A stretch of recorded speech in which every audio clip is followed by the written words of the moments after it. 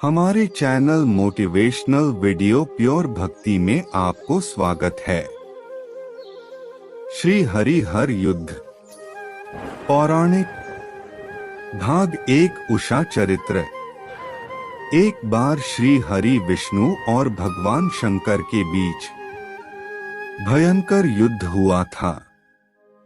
एक बार भगवान शंकर के भक्त बाणासुर की पुत्री उषा ने श्री शंकर के साथ पार्वती जी को क्रीड़ा करते देखा। उसे स्वयं भी अपने पति के साथ रमण करने की इच्छा हुई।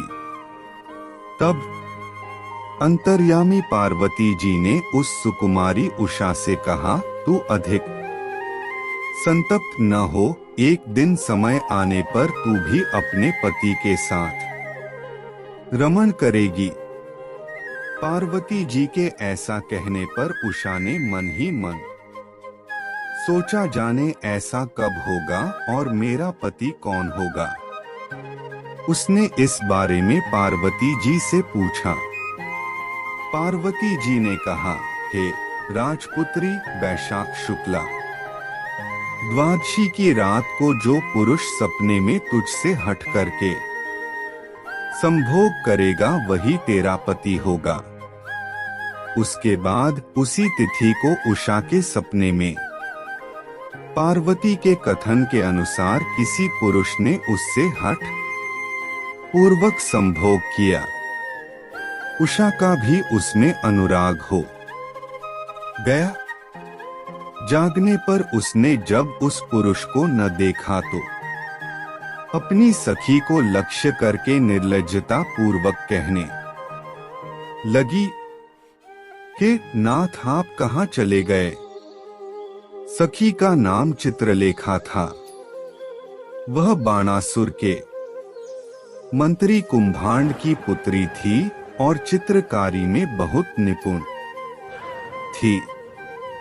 उसने उषा का प्रलाप सुना तो उससे पूछा, यह तुम किसके विषय में कह रही हो। पहले तो लज्जावश उषा ने कुछ नहीं बताया। जब चित्रलेखा ने गुप्त रखने का विश्वास दिलाया तो उषा ने पूरी बात कह सुनाई। अपनी सहेली से उसने यह भी कहा कि जिस प्रकार उसका और मेरा फिर से समागम हो वही उपाय करो।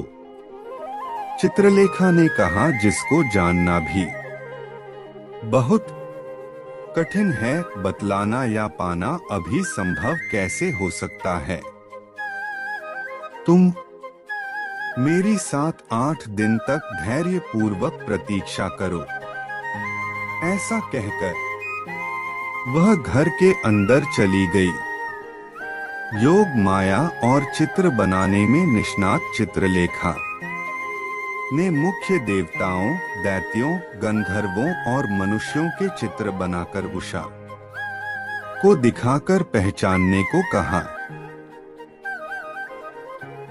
राम और कृष्ण के चित्र देखकर सुंदरी उषा लज्जा से जड़वत हो गई।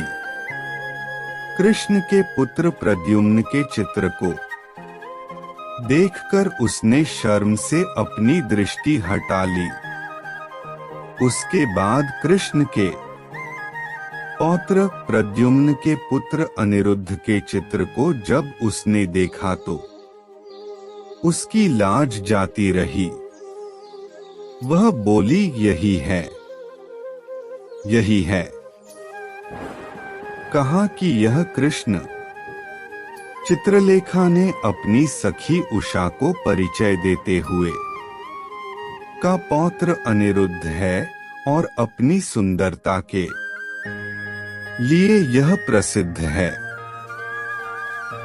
यह तुझे मिल गया तो सब कुछ मिल गया। उसने आगे कहा कि वह उसे लाने की कोशिश करने जा रही है। बात को बहुत गुप्त रखना है। कृष्ण की नगरी द्वारिका बहुत सुरक्षित है। उसमें प्रवेश कर पाना बहुत ही कठिन है। फिर भी मैं अपनी प्रिय सखी के लिए कोशिश करूंगी। उम्मीद रखो कि कामयाब भी होंगी। मैं वचन देती हूँ, शीघ्र ही तेरा प्रिय तेरे पास होगा। श्री हरि हर युद्ध भाग 2। चित्रलेखा साफल्य। पौराणिक कथा। अनिरुद्ध के प्रेम और वियोग से संतप्त बाणासुर पुत्री उषा को हर तरह से आश्वस्त करके अप्सरा चित्रलेखा अनिरुद्ध को लाने के लिए श्री कृष्ण की नगरी द्वारिकापुरी को चल पड़ी। चित्रलेखा योगमाया के बल पर बड़ी सरलता से द्वारिकापुरी में प्रवेश कर गई। किसी ने भी उसके आने और कारण को नहीं जान सका। अनिरुद्ध के शयन कक्ष में वह बड़ी सरलता से पहुंच गई और निद्रामग्न अनिरुद्ध को साथ लेकर वह लौट पड़ी। रास्ते में जब अनिरुद्ध जागा तो चित्रलेखा से पूछा, कौन हो तुम, मुझे कहाँ लिए चल रही हो?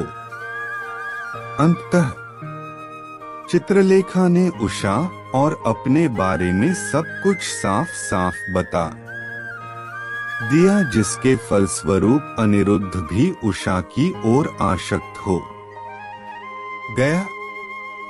चित्रलेखा ने अनिरुद्ध को पूरी तरह से गुप्त तरीके से वाणासुर के राजभवन के कन्यान्तःपुर में राजपुत्री उषा के पास पहुंचा दिया।